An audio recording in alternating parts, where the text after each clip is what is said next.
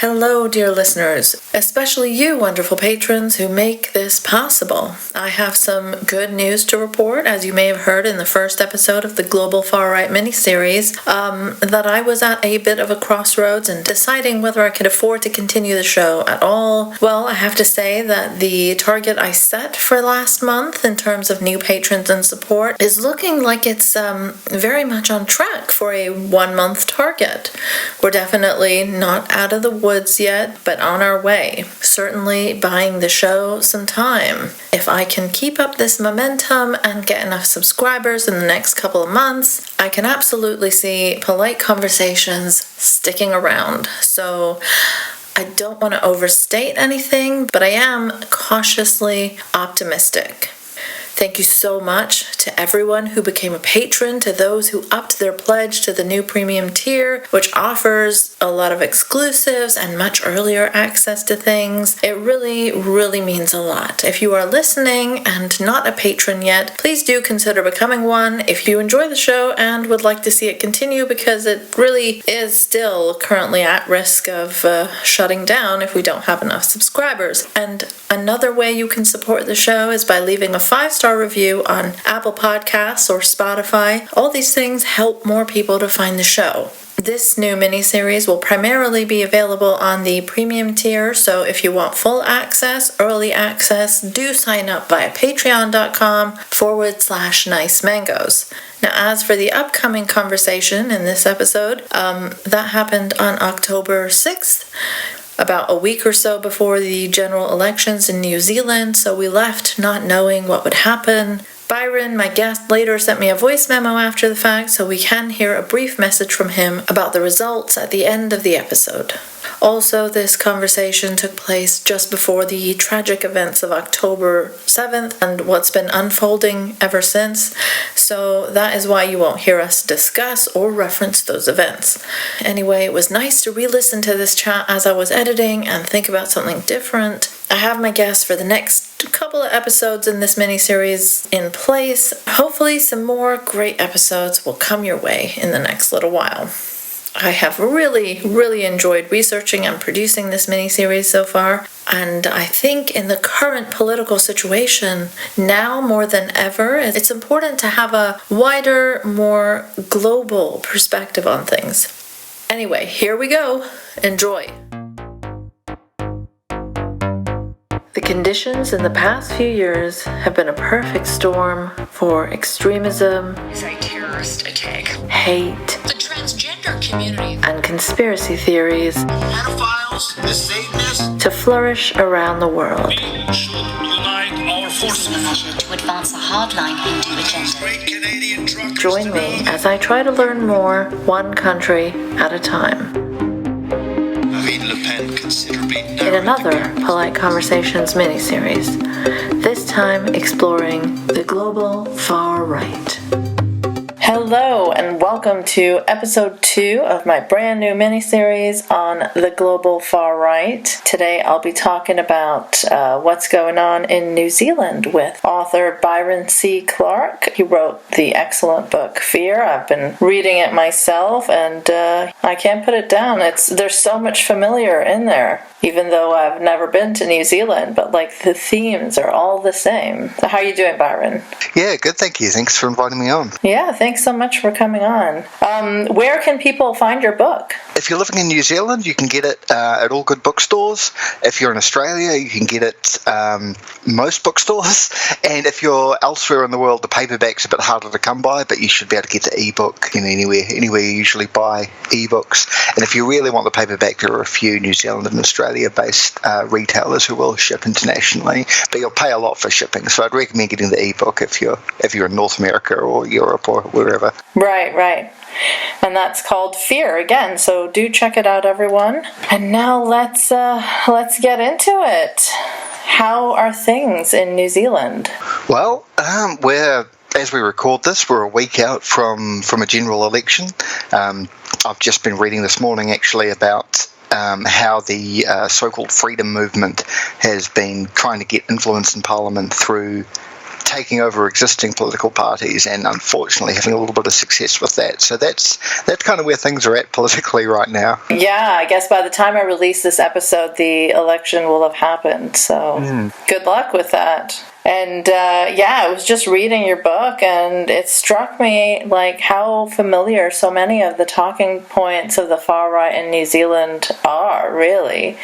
It just seems like everywhere you look now, they're echoing many of the same things, right? There's like a theme of anti-immigration, anti-immigrant stuff, and the specifically anti-Muslim stuff, where they're fear-mongering about, great replacement. And now, more recently, there's the anti-trans stuff, and it's the same. Yeah, I think they're seeing really the same talking points all over the world. Especially the English-speaking world, but even other countries. There's podcasts here where they'll get MPs from like the Netherlands and places on in English to talk about what they're doing. Yeah, it's the same sort of ideology just spreading around the world and reaching places as far-flung as New Zealand here at the bottom of the world. Yeah.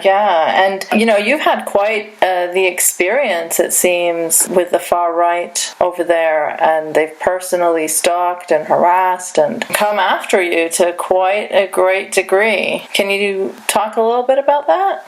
Yeah, certainly. So I've been a political activist in one sense or another, since going on anti-war marches when I was a teenager. But specifically, looking at the far right is something that I've focused on really since the mass shooting at a mosque here in Christchurch, where I live. And after that, I started to make video essays on YouTube, looking mostly at some of our local far right influencers, people who had YouTube channels and so forth, and that got fairly significant backlash.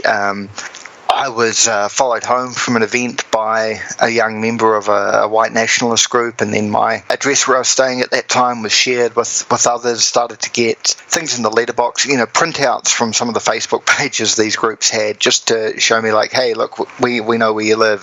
And then probably the biggest escalation was when one of these people, a local YouTube personality called Lee Williams, who goes by the name Cross the Rubicon on YouTube, he actually turned up at my workplace, gave a fake name at the door, came in with his camera, started filming me, which some listeners might be familiar with Tommy Robinson in the UK using this tactic to intimidate his critics. And Williams was from the UK originally and a big fan of Robinson, so I think he was emulating this. That had a pretty significant impact on my life, because of course the goal of that was to try and get me to lose my job. So after that, the company I worked for started getting hate mail, started getting a lot of one-star reviews on Google and Facebook, became worried about threats of violence to the office that could affect not just me but other staff there. It was a pretty significant time. This is how I was targeted before the book was even out. I write about this in the book, just from doing YouTube and the occasional article and so forth, and being a bit of a commentator in the news. So things would escalate after I appeared on TV or radio, because the idea really was to, shut me up, stop me from speaking. So the targeting would happen after I was speaking publicly about this on YouTube or on television or wherever. Yeah. That sounds terrifying. I'm so sorry you had to go through that, and I hope it's calmed down a lot since then.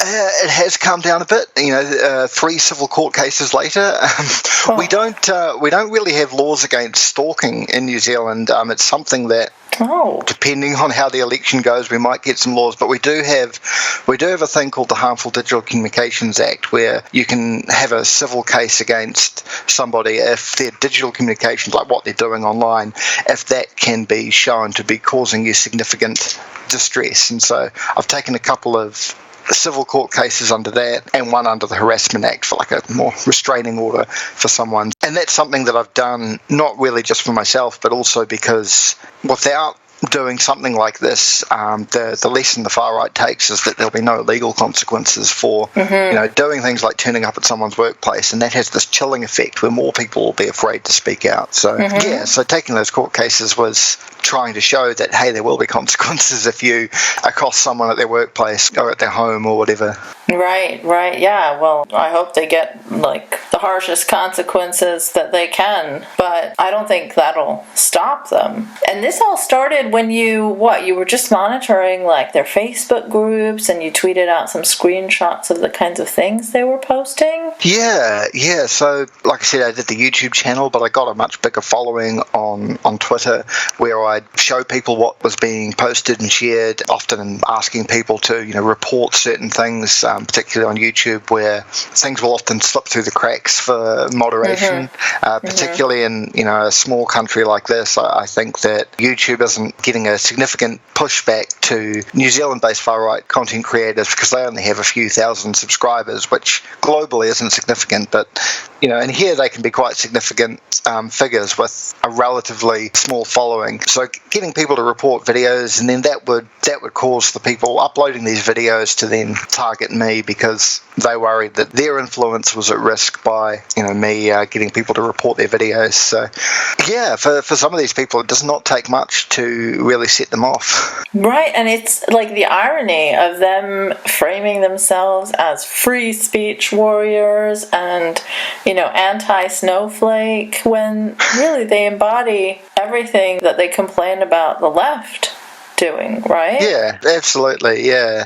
I get annoyed at some of the sort of so-called free speech advocates we have here as well. Like people who aren't, necessarily in agreement with the far right, but will defend their free speech and then say nothing about the way the far right is using these threats of violence and intimidation to silence the speech of their critics. And I think that's a free speech issue as well. But we don't hear so much about that from our so-called free speech advocates. Right. Like in a North American context, the IDW is basically like the epitome of that, right? Or was.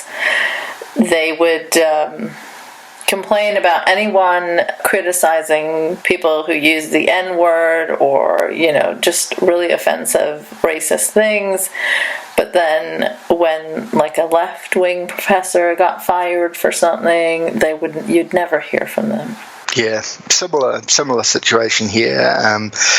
There's a group called the Free Speech Union who are a sort of AstroTurf group. Has a lot of the same members as a thing called the Taxpayers Union, who are a kind of right-wing libertarian lobby group, and they did a survey of academics and put out this press release about wokeness and academics afraid to say things, but they'll do nothing, say nothing about people being targeted by the far right, as several academics in this country have for speaking at conferences and things, and then they'll get targeted and the universities will be inundated with emails telling them to fire them, and the Free Speech Union doesn't talk about that, but they talk about people being afraid to say non-woke things to their class, or and it's pretty transparent that it's not really about free speech, it's about anti-wokeness, and they're using free speech as a way to organise rather than a more principled stand. Yeah, it's absolutely not principled, and what they choose to focus on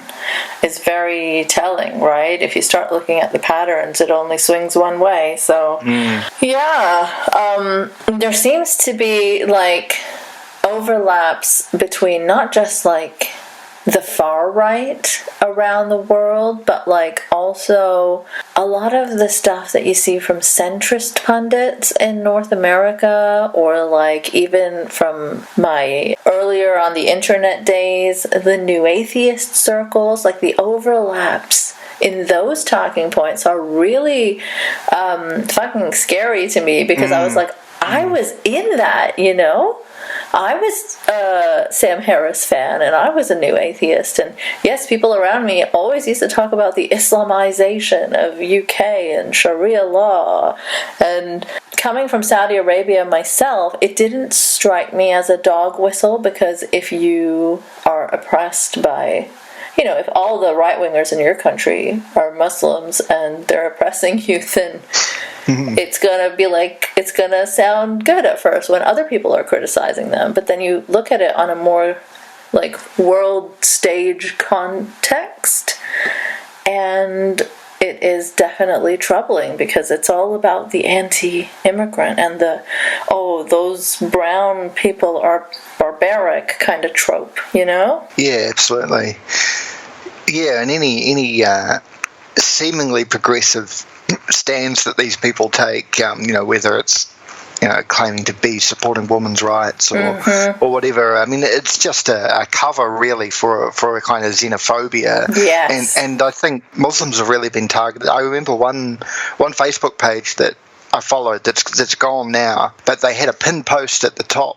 And it was a meme that said, you can't be racist against Islam because Islam isn't a race. And it was this Yes. kind of way of like hiding a xenophobia towards, these people from the Middle East and North Africa and parts of Asia as well. And but hiding it behind this supposed critique of religious ideology when it wasn't really about that. It was, it was about foreigners, and that's right. That's how they could make it more socially acceptable. And I can't tell you how many times I heard those lines, like from, Richard Dawkins or Sam Harris, who are supposed to be like these rational, sort of, they claim to be on the left, right? And they fool a lot of people. They seem to rope in a lot more people that people on the far right would not be able to. Yeah, it appeals to a bit of a different audience, but similar talking points, yeah. Exactly. That way the Islamophobia, the anti-immigrant sentiment, the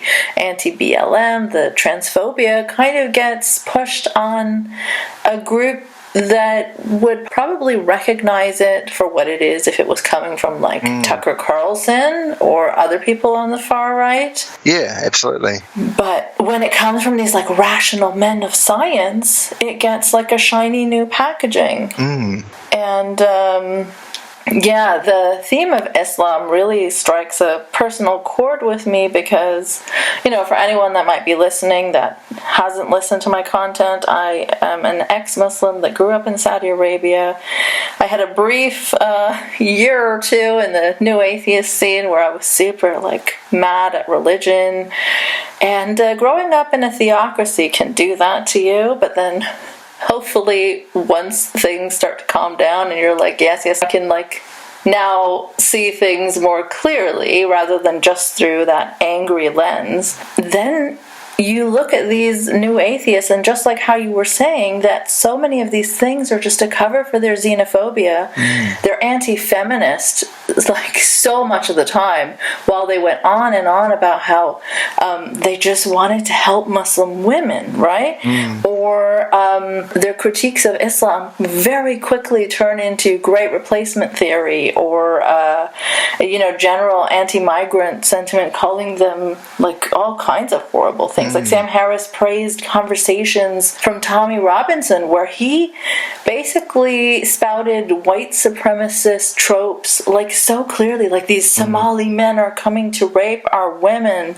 And Sam Harris was, not only praising that, but also promoting that and retweeting that back in the day. So, yeah, that's why the Islam stuff really scares me, because I could have kind of gotten taken into it, because being made to wear a burqa by religious morality police while I was growing up was not something I liked, and being told that women were second-class citizens was also not something I liked. So obviously when I moved out of Saudi, I had a lot of anger towards religion, and so that's how they get a lot of ex-Muslims on side, though.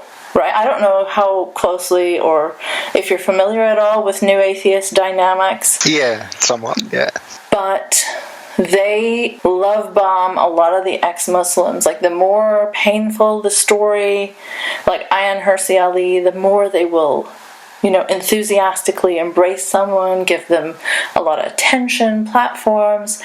And some people, get really swayed by that, and then they start spouting more and more. They become the token immigrant, anti-immigrant. So as an example, Ayaan Hirsi Ali did a book I think it's called Prey, like Prey. I think I've seen that one, yeah.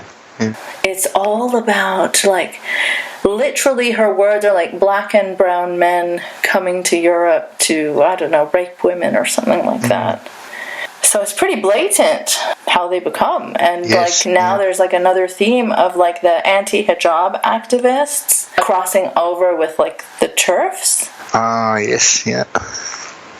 But that's enough from me. Let's hear more from you.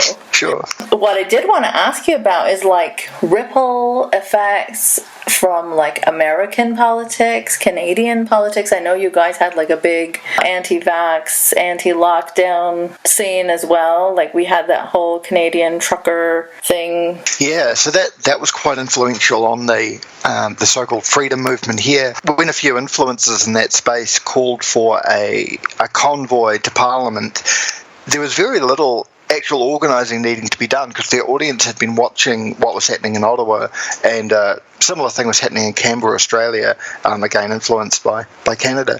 And so as soon as there was this call out for a convoy to Parliament, people knew, like, oh yeah, we're doing what the Canadian truckers are doing, and they tried to frame it as a trucker convoy, but there were very few actual truckers here because it wasn't exactly the same issues.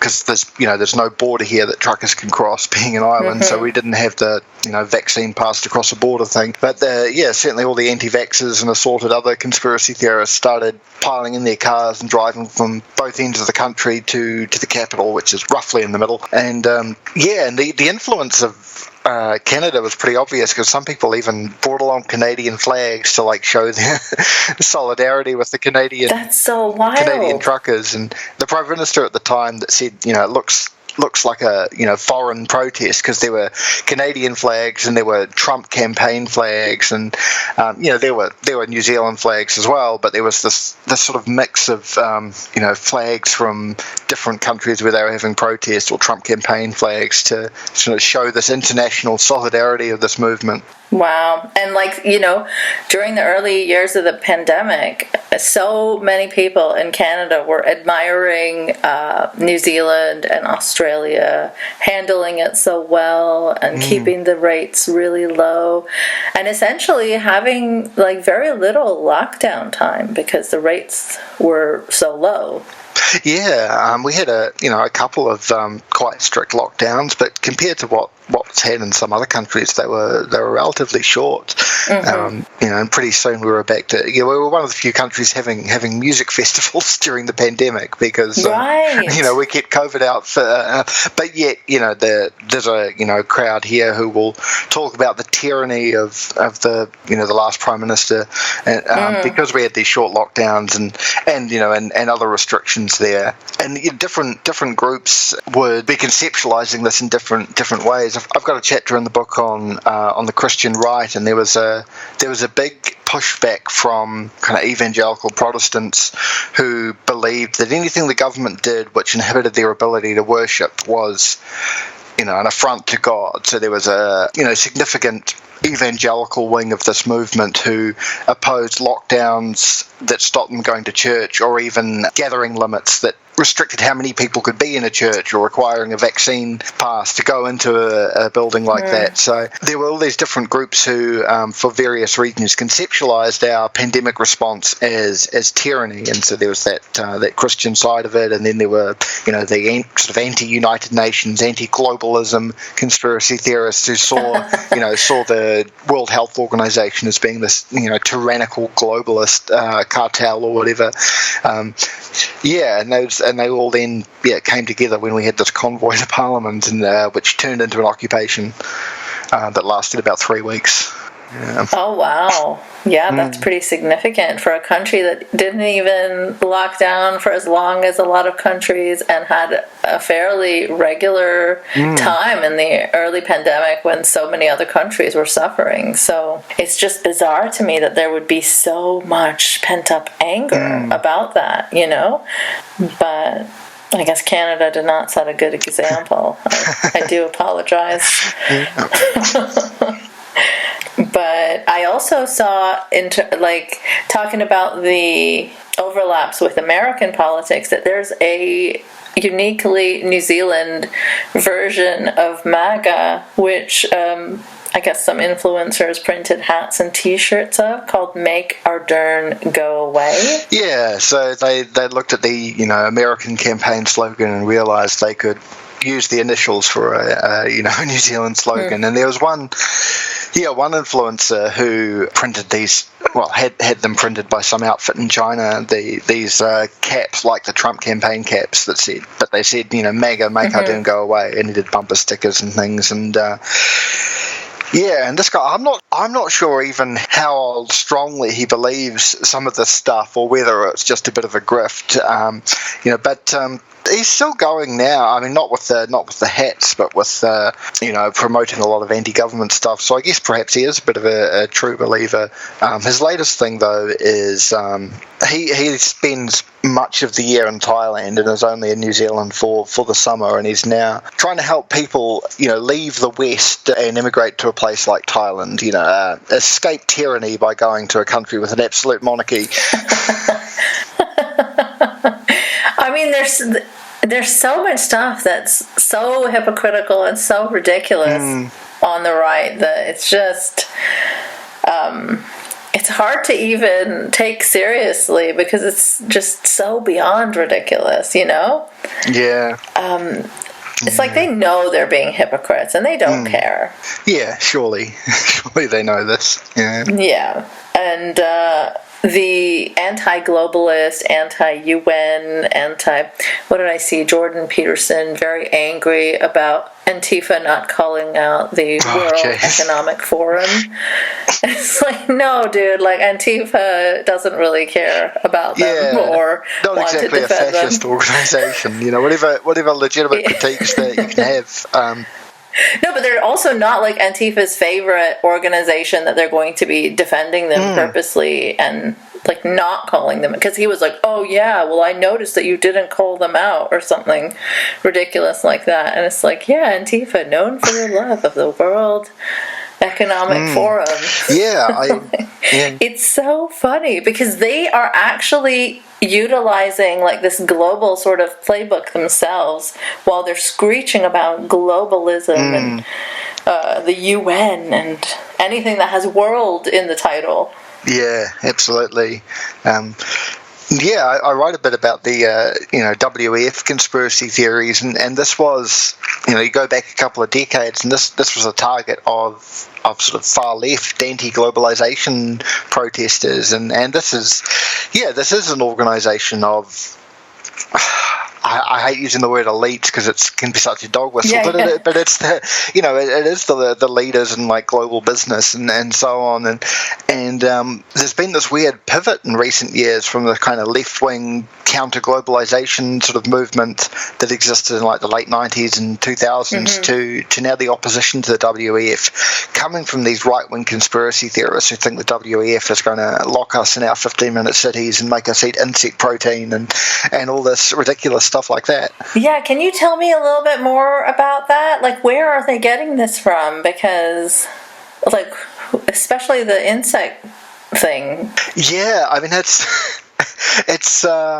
such a bizarre one because I think they've essentially extrapolated from there have been news articles and things about how insect proteins could be a food source in the future. I mean, they already are. There's a lot of countries where people do eat insect protein as part of their diet, but it's it's not common in the Western diet. And there are organisations and businesses who are saying, hey, this could be the next big food, and they're saying this is how we could feed the world with climate change and a growing population.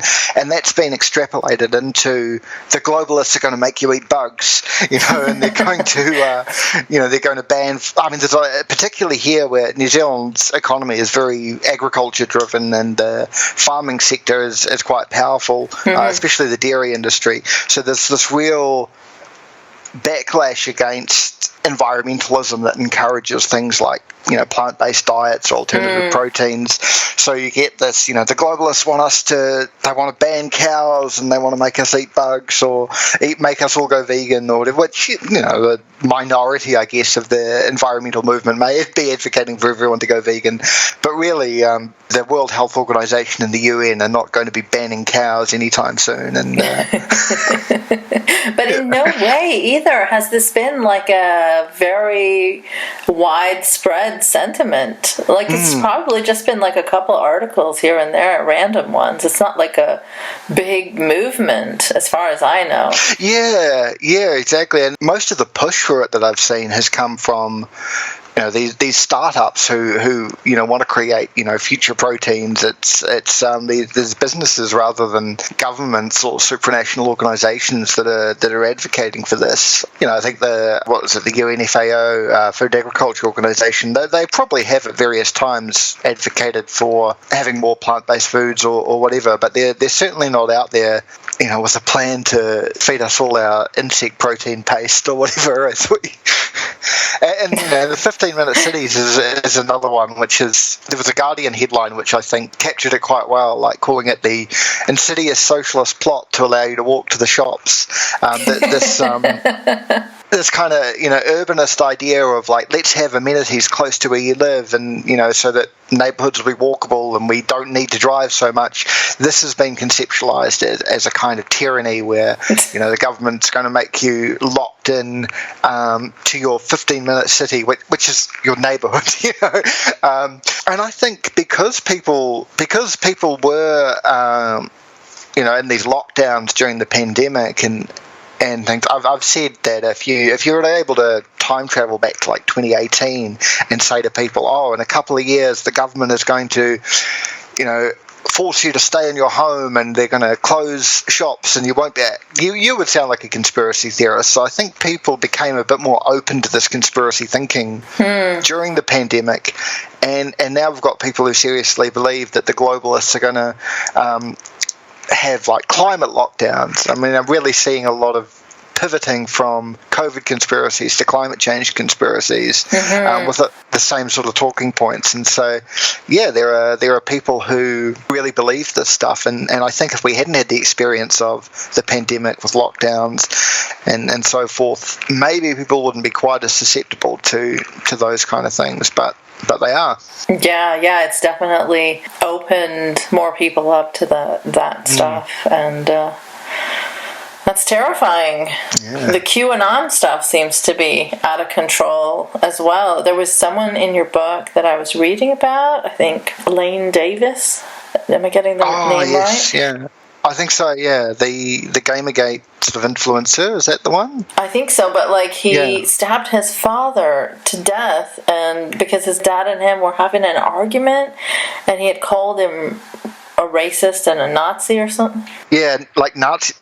Yeah, his father called him a Nazi, and he called his parents like leftist pedophiles or something. Yes. That was a little bit of a late addition to the book, because I'd written about some of what Lane Davis had written about Gamergate and how he became a ghostwriter for Milo Yiannopoulos. And as the book was going through its first edit, the editor put a note in, I think you should put in here about how he killed his parents. I'm like, he killed his parents? And I looked it up. I'm like, oh my God, okay. Yes, this just gets much worse. And so I included it. But that's the trajectory this man went down from starting with like Gamergate to then believing that the feminists were influencing the UN to control our video games, to then every leftist, every left-wing person, including his parents, is some sort of child molester, and then murdering his father. It's so fucked up. It's terrifying. It's fucked up. Yeah, it's the only way to describe it. Yeah, and that can happen to someone just from like online radicalization. Like And this guy is from New Zealand, or what? No, this guy's American. This guy. Oh, he's American. Of course. Yeah.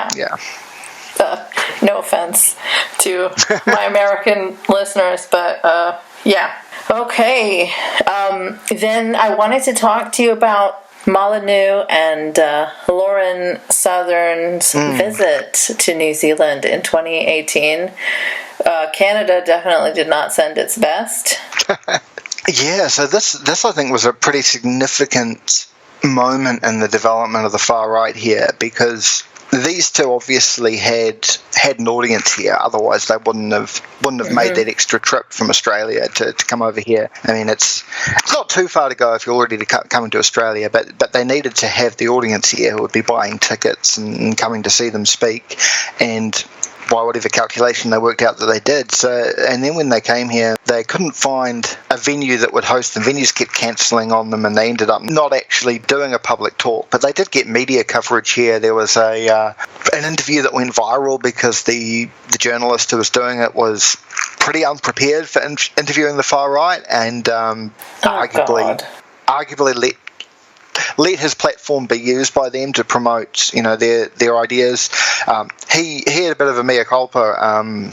Years later, he made a documentary called On Hate, where he looked at the far right in New Zealand and spoke with an expert and said, I really did this wrong. But yeah, so they did that, and then again grew their influence through here, and also because they were going to be having this public event, you suddenly had more coming together of the far right in public for these, protests supporting their free speech rights. So might have been people who had largely been confined to online spaces now being at protests in the streets. And you had as well a group called the Free Speech Coalition start up to raise money for a court case against the Auckland City Council for not providing a venue to these people, because one of the venues they tried was run by like a publicly owned corporation owned by the city, and they said, well, this is political interference. And a lot of the people behind that group,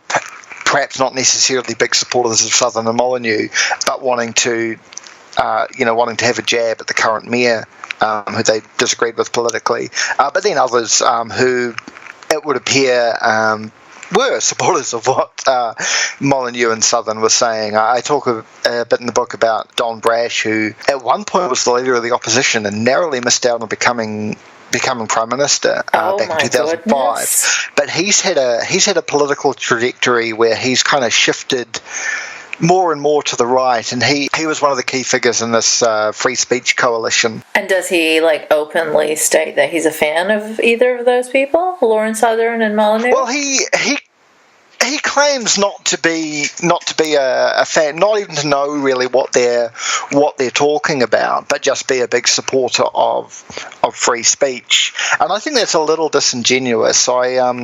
I quote in the book a speech he gave. He's been invited to debates and speaking events on university campuses by sort of free speech groups or right-leaning student groups and things. And he, in one of these speeches, talked about how, well, to give some context, even when he was the leader of the opposition, and when he was later the leader of a smaller, further right party, and now is outside Parliament and has a lobby group called Hobson's Pledge. And this group is all about supposedly having racial equality in the country. But by what they mean by racial equality is removing anything that's in law to address the issues of colonisation that have affected the Indigenous people here. So, oh wow, yeah, this country was founded with a treaty between the British Crown and the Indigenous people who lived here, and that treaty wasn't honoured for over a century. And then, starting in 1975, it was put into law, and we've been trying to, as a country, trying to redress some of the wrongs done by colonisation since then, but people like Brash, and there are many others, including many people who will be part of the next government, who are saying this is apartheid, we're having division based on race, and so on. So that's his whole political thing. And when he spoke at a university, he spoke about how perhaps some cultures are just better than others, and to illustrate this, he started talking about the overrepresentation of Jewish people in in business and in media, and wow, it's it's a worrying speech, because you think, wow, this man was nearly prime minister, and here he is pushing this sort of anti-Semitic trope of Jewish people having a inherently better culture, and that's why they have more influence in business and media, and this was then posted to YouTube by someone who I think really liked the anti-Semitic connotations of this.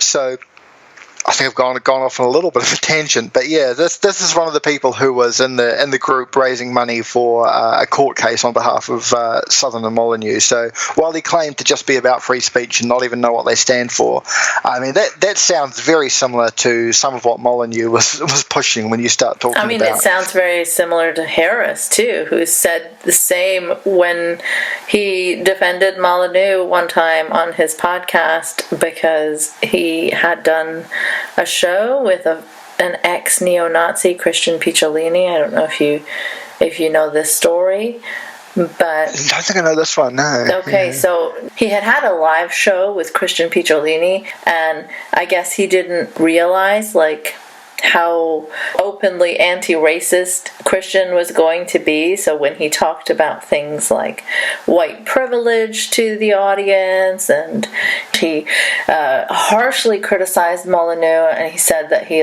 crosses the line to anti-Semitism sometimes, or no, he said he crosses the line to Holocaust denial. He's close to the line or just right by it, something like that. And on that point, Sam Harris, when he released the recording, he got an email from Molyneux that was angry, and Sam Harris very quickly just erased those bits from his audio. And then he said that, you know what, I asked him myself, do you deny the Holocaust? And Molyneux said no. But if you actually do the research and you look at some of the things he said, he has come very, very close to and denial isn't just always it's a spectrum, right? It's not just flat out absolutely. That didn't happen. Sometimes it's minimization, or recently Jordan Peterson was mad at a term. It was called Holocaust distortion.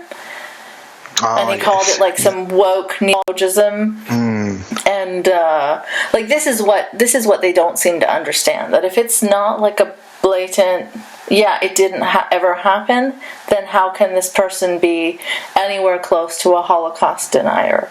And so Sam spent a lot of time hating on the now anti-racist activist ex-neo-Nazi Christian Picciolini, and picking a fight with him, and then defending Stefan Molyneux, whom he claimed to not like and know nothing about. I see, yeah. He also once threatened to quit Patreon when Lauren Southern was deplatformed from there. Oh, yes, I think I did hear about that one, yeah. He put out a whole episode saying that, I won't tolerate this, and I'm going to leave Patreon. But then he didn't leave Patreon because he learned that she actually did fire flares and almost caused loss of life. She fired flares at a migrant boat. Yes, yeah. And but he never retracted that message in a proper podcast release. I think he just said oh, I'm not quitting.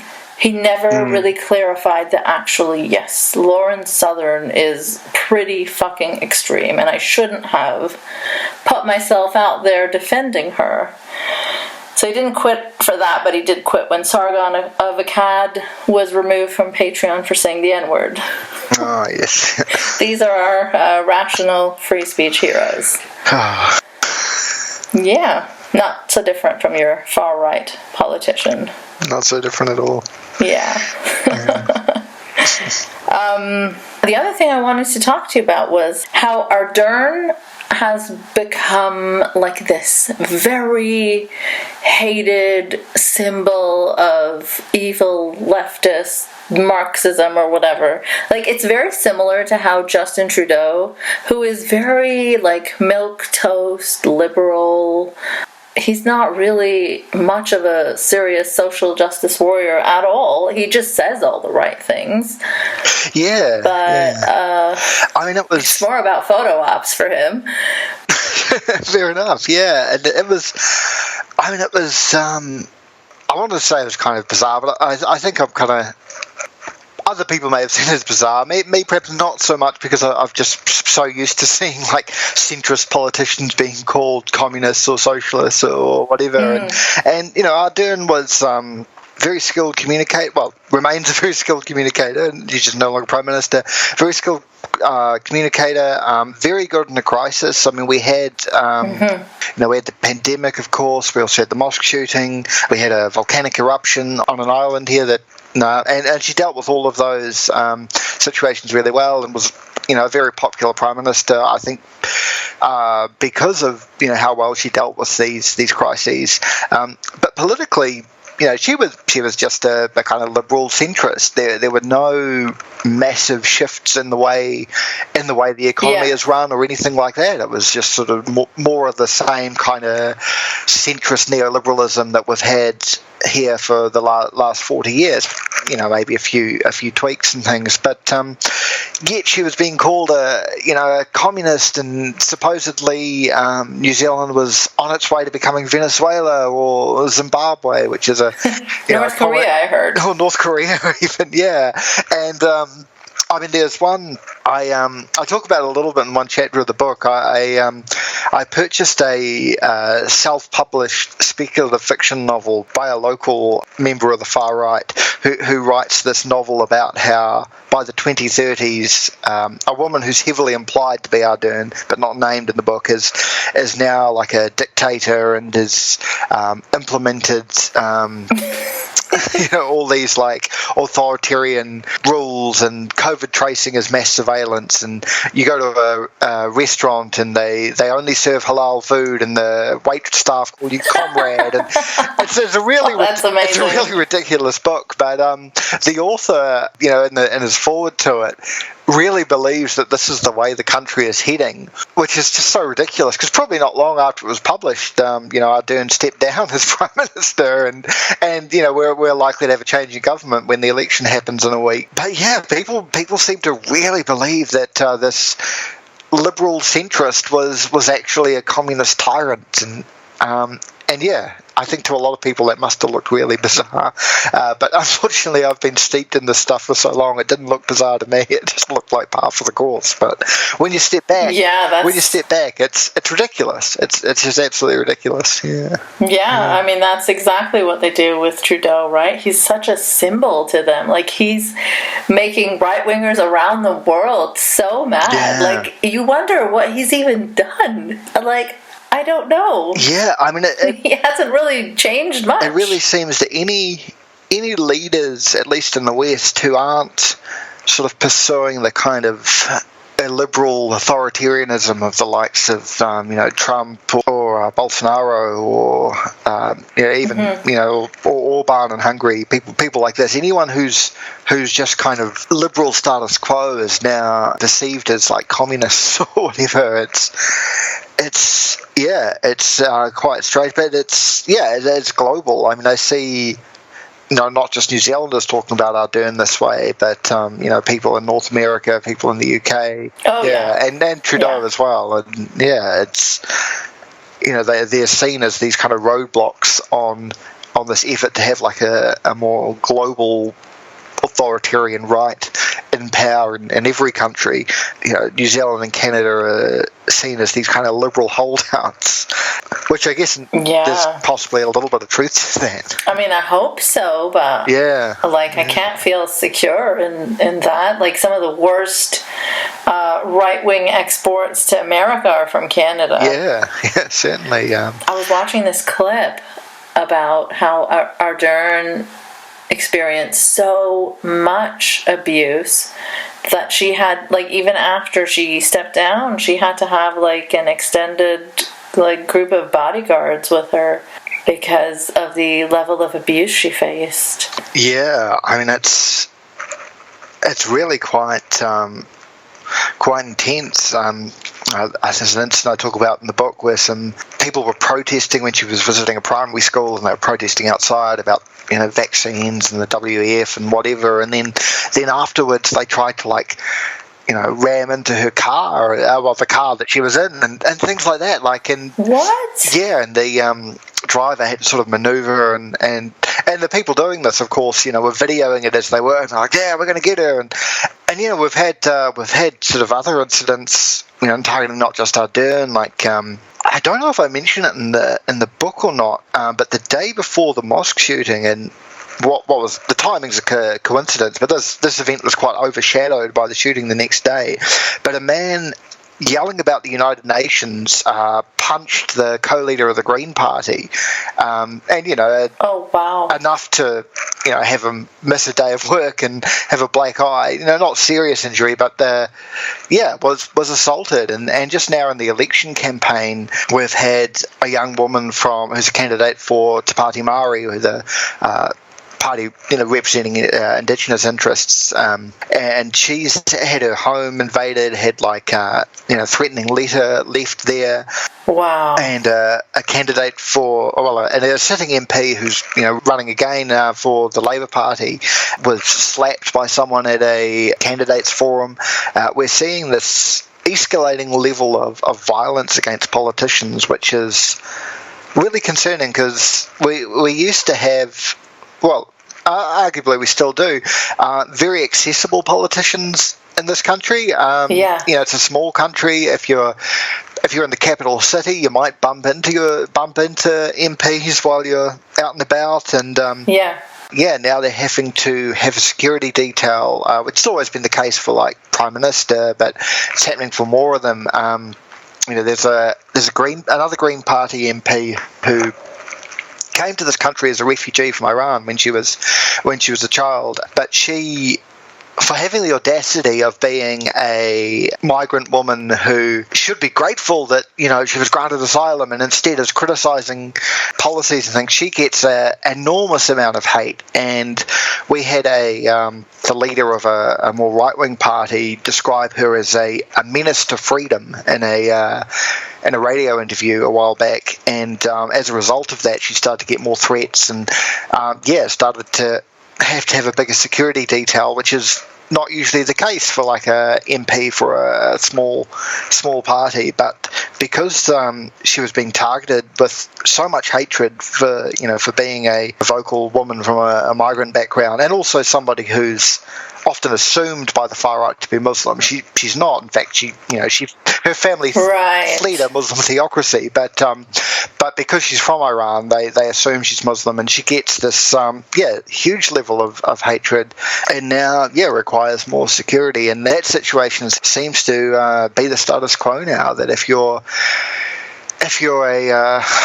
particularly if you're a woman of colour in politics, you're just going to get this vitriolic hate and potentially violence, which will unfortunately deter more women of color from putting themselves in that position. Absolutely, yeah. It's this silencing effect, this chilling effect to silence people. Coming from the free speech warriors. Yeah, so often.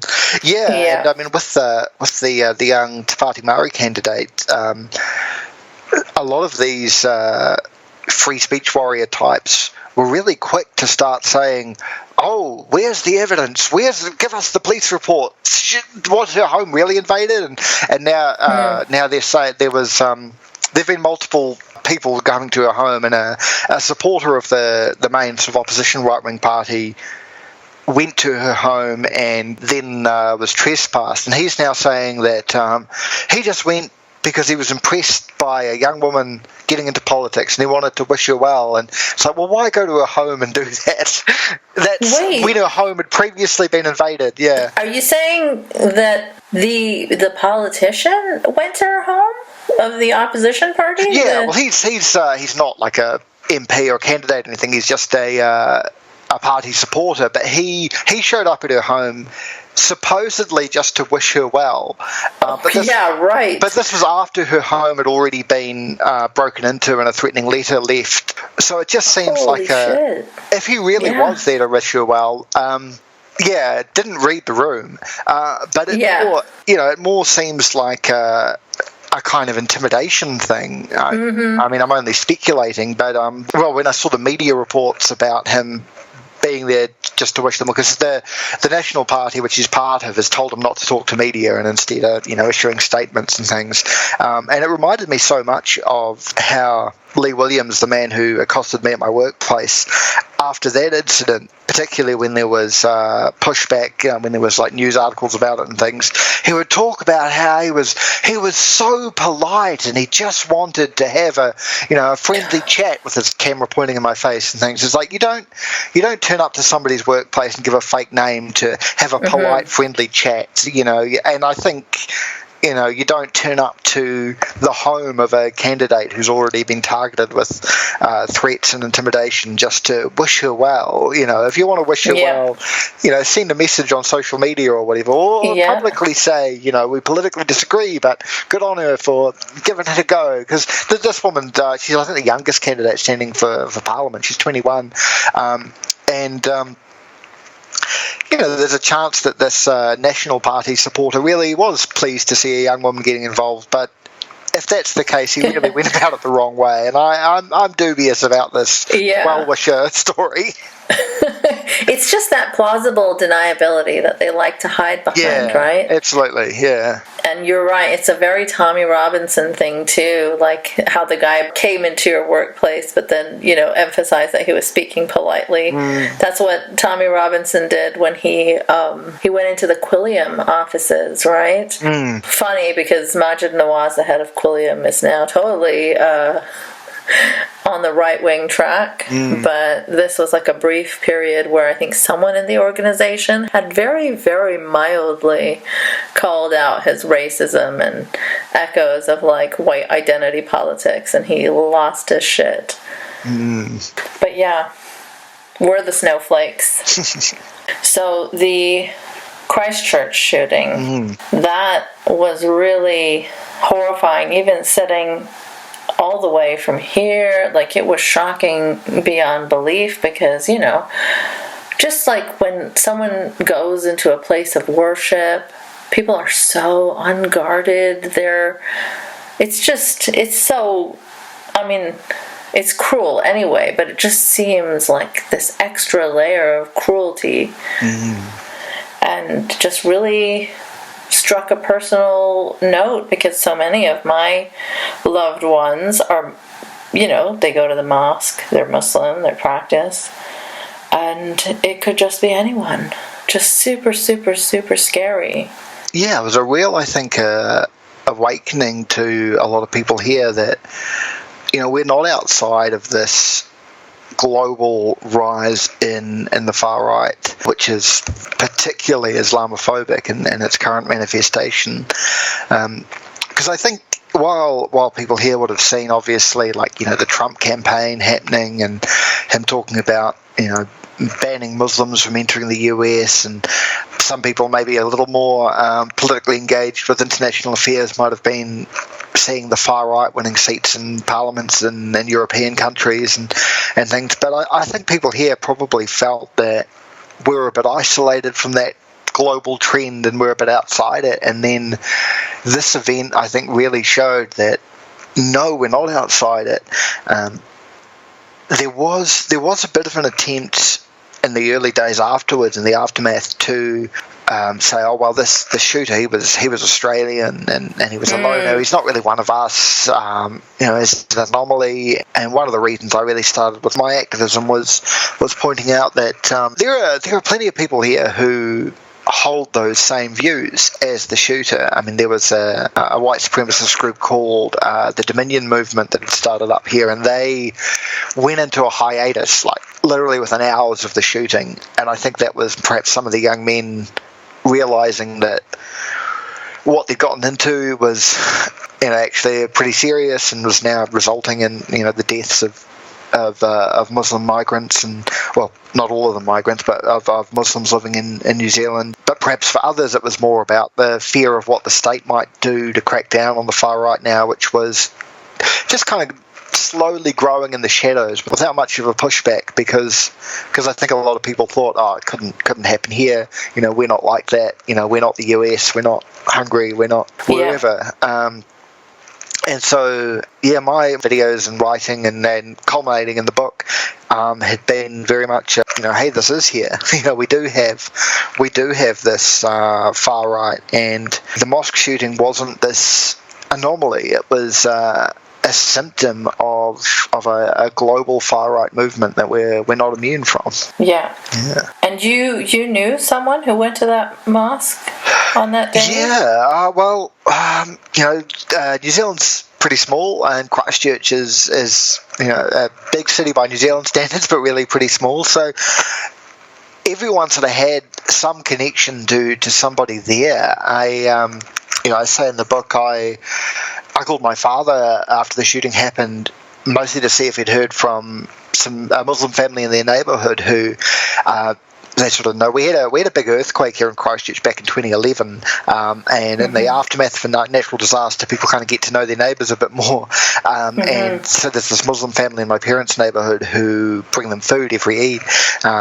And I said, do you know if they're okay? And turned out they would normally be at the mosque every Friday, but that week they weren't, and everyone sitting in the row where they normally sat was now dead.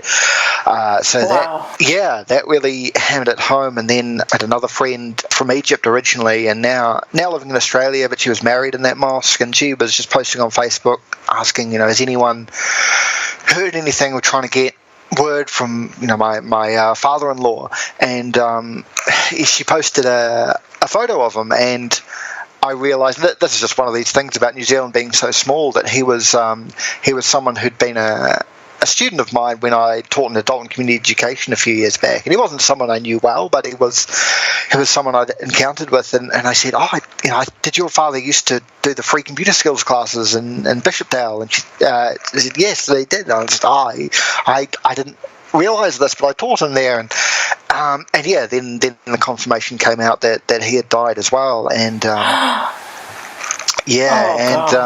my day job is in IT. I work with a lot of people from South Asia, and so colleagues of mine had people they knew who were there, and a lot of people lost co-workers or neighbours, or it was an event that didn't just affect the Muslim community, but really affected the city as a whole, because everyone who went to that mosque, somebody knew them. They were somebody's classmate or co-worker or friend. And there was something that was quite encouraging. Was there was this real outpouring of support after the shooting, just through donations. There was huge amounts of money raised for the survivors, and we saw a really positive side of the country afterwards as well. But we've also seen the negative side of it.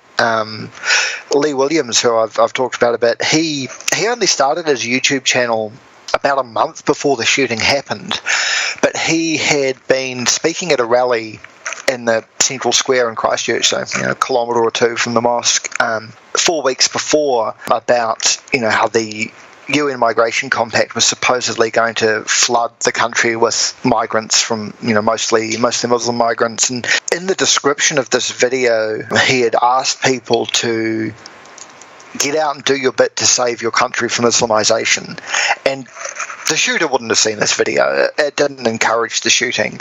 But the fact that this was there just a few weeks before meant that he was one of the people who was investigated by police after the shooting, and he made a video about that, which then went viral, and he built most of his audience from portraying himself as a victim and he said, the police asked me if I was a Trump supporter, and it's like, well, maybe they did, but the reason they're there is you told people to save their country from Islamization, and then 4 weeks later somebody murdered 51 Muslims in the video. But behind him, also attending this rally, is a local white supremacist who's quite infamous, and he was the first person to be arrested for sharing the live stream footage of the shooting, because that's been banned in New Zealand. It's been deemed an objectionable publication, and he had sent this footage to a friend of his, asking him to add crosshairs and a kill count to make it look like a video game, and he was there in that video as well. And so But these people, Phil Armstrong and Lee Williams, they've built a following, and they've used this tragedy to portray themselves as victims of an overzealous state trying to silence criticism of mass migration or criticism of Islam. So while we saw the really good side of New Zealand in the aftermath, we've seen this far right fringe as well use this event to promote themselves and to grow. Unfortunately, yeah. I mean, it's such a lose-lose situation in so many of these cases with these far right content creators, because either they get the support that they're looking for, and they get the support that they're looking for, but if people don't give them the venues or they get shut down somehow, they also use that to get the support. You know what I mean? Yeah. Either way, they are going to make a buck off of it. Whether they've been silenced or not. Totally, yeah. And it's like hard to know what's the best way to handle it. Yeah, I mean it's an issue that we're grappling with, and we haven't really, as a society, I think, found a way to handle this, particularly with social media for a long time. The idea of like no platform for fascists wasn't this kind of radical left-wing view, but it was like the policy of like the BBC after the Second World War, and most mainstream media would not give a platform to the far right, but then with social media we've found that they can just have their own platform. They can just start a YouTube channel or a Facebook page, and when these things get not even when they get taken down, but when they get, shadow banned or not algorithmically promoted, then they'll cry about their free speech being under threat, and you will often have, these so-called free speech advocates talking about how terrible it is that YouTube has deplatformed this person because while they don't agree with them, I don't think people have an inherent right to have a YouTube channel or a Facebook page. Yeah, absolutely.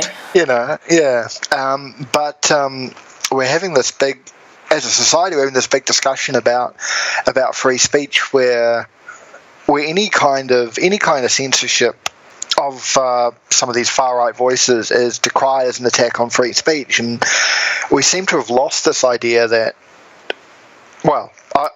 among some sectors of society, we've lost this idea that free speech doesn't mean the right to a platform, and just as somebody like Lee Williams can't go to Radio New Zealand or Television New Zealand and say you have to give me a half-hour slot to rant about mass migration, he'd be laughed out of the room.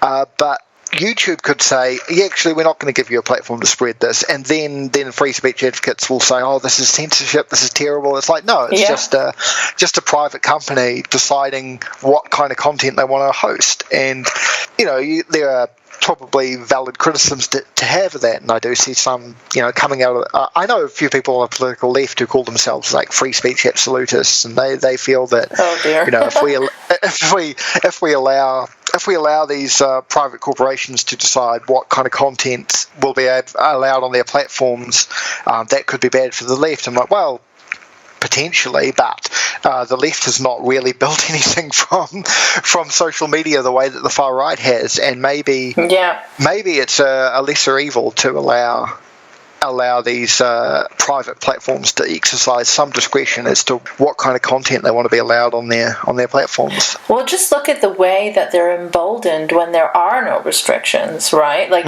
sure, they use the restrictions to play victim and become martyrs and stuff, but then eventually I hope it dies down. Like, I mean, we see what happened to Alex Jones, Milo Yiannopoulos.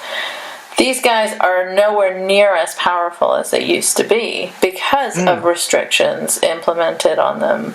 Yeah, deplatforming works. Yeah, I think so. Yeah. But in the short term, it can seem very disheartening when they take that deplatforming and get more attention out of it.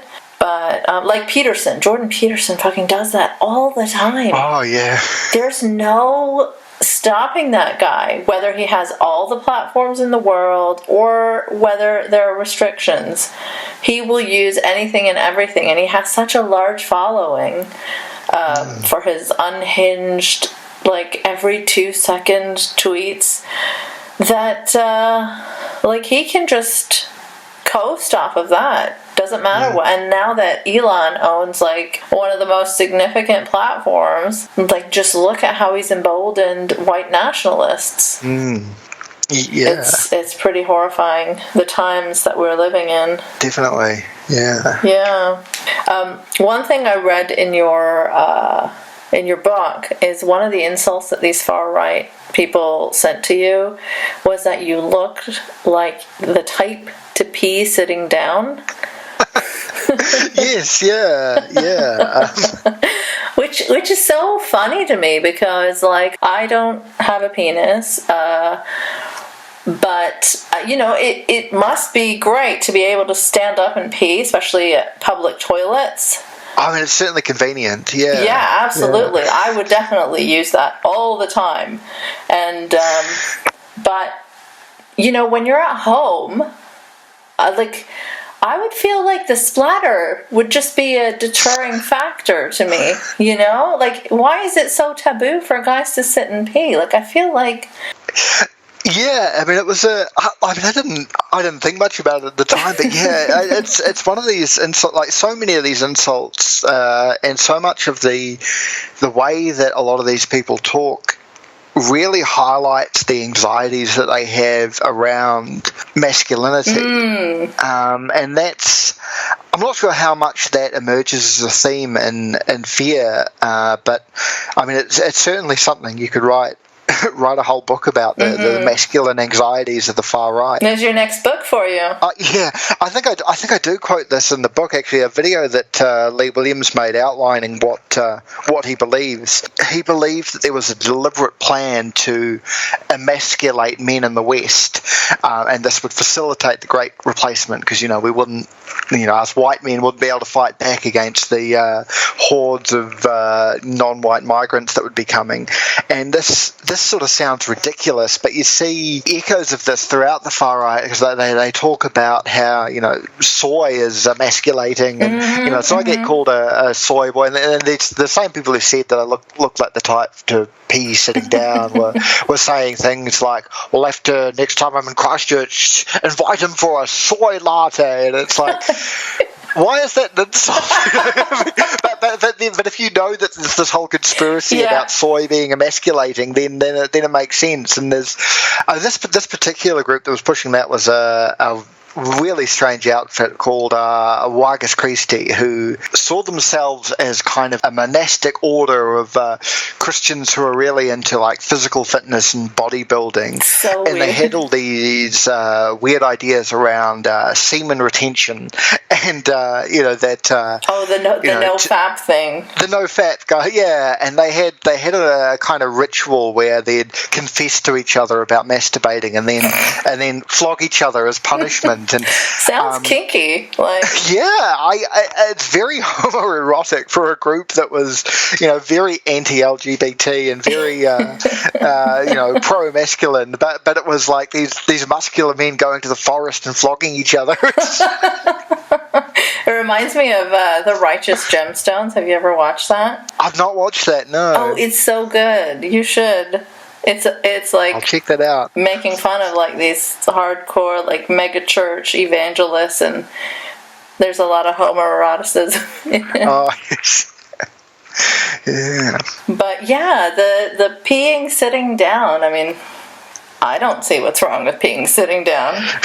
But maybe because that's because I don't pee standing up. But another one that I've remembered just now is on one of the YouTube videos I made. Somebody commented, "My wife's son loved this," and it's like that's a weird way to phrase things. And I was I think on Facebook or Twitter, I was explaining to people that why not just say stepson, and it's because these men feel that. Raising another man's child is an inherently emasculating thing to do. So this troll was like trying to be like, oh yes, my wife's son was like, this is your audience. It's cucks who are raising other men's children. It's like, and it's like for the average person, that's not.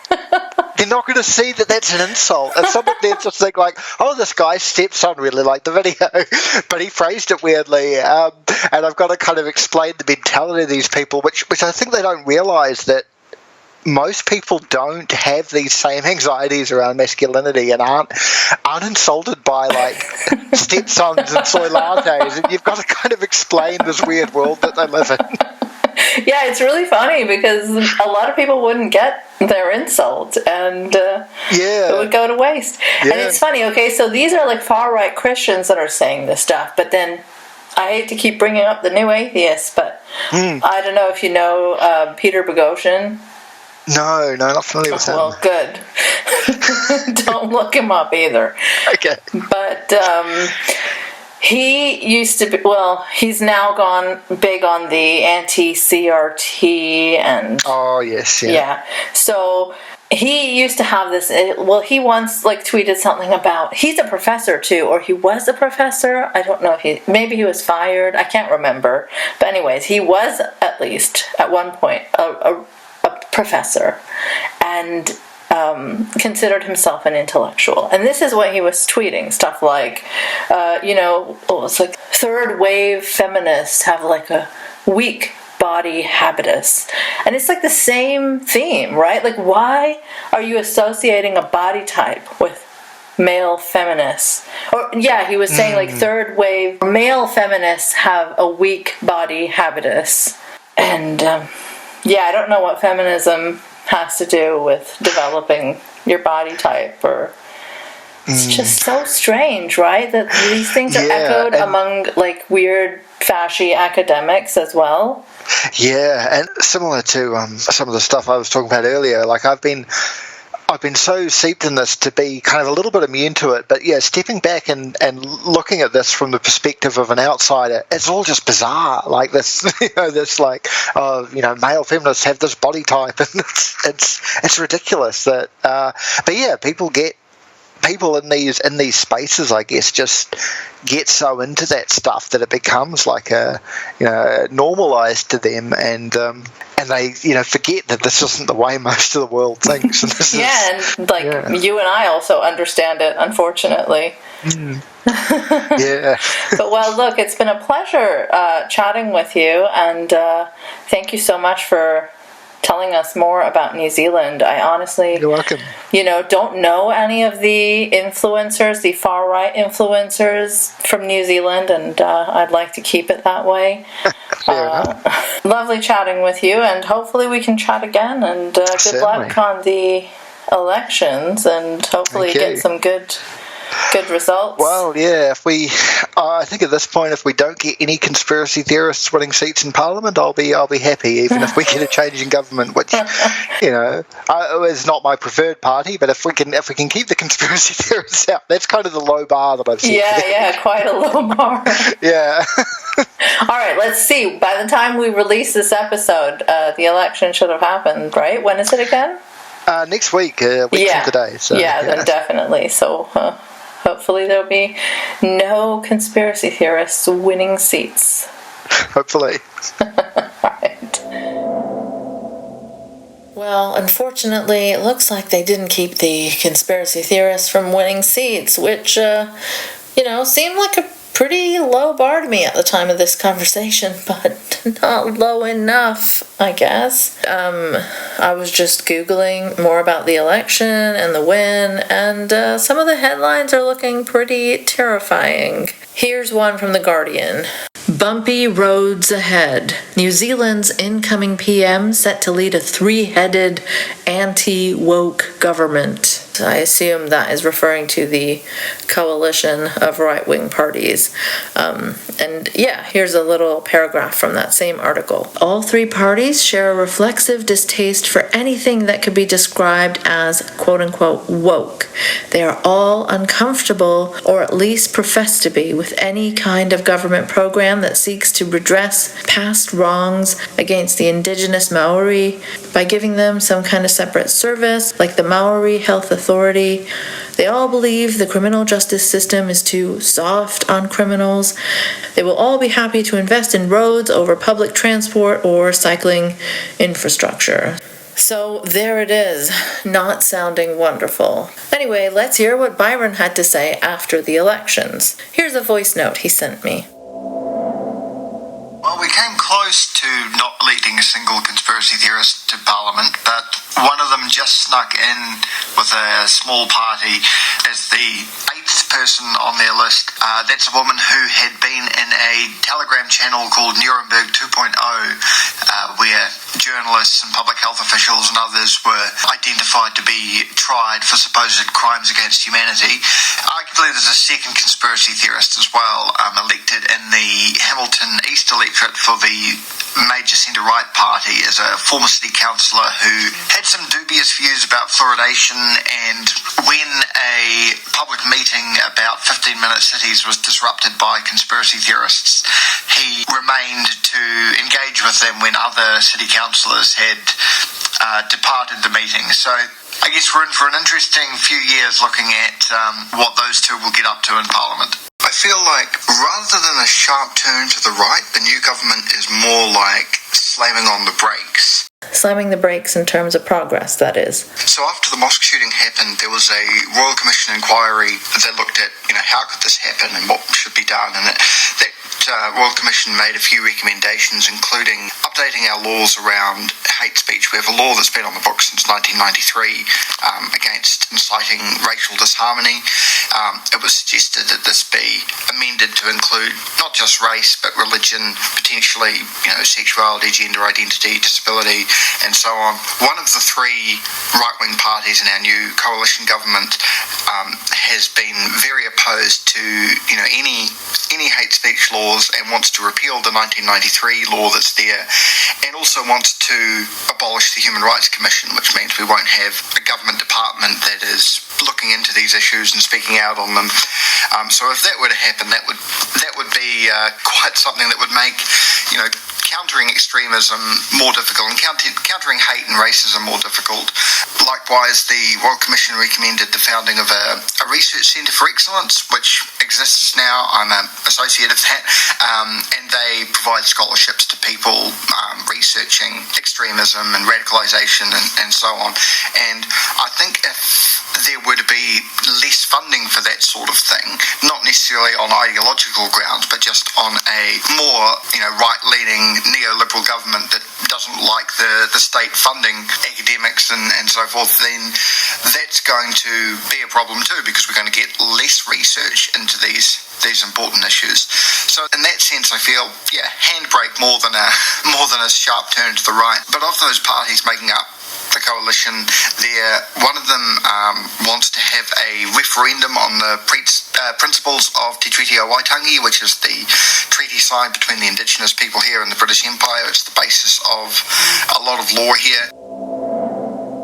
And that's all for now. See you all next time for episode 3. Thank you for listening to this mini-series on the global far right. And thank you for supporting the show. It's because of listeners like you that I can continue to produce specialized content like this. Do get in touch if you think you or someone you know would be a good guest for the series. nicemangoes.blog@gmail.com. No E in mangoes. There are still a lot of countries I'm looking to cover.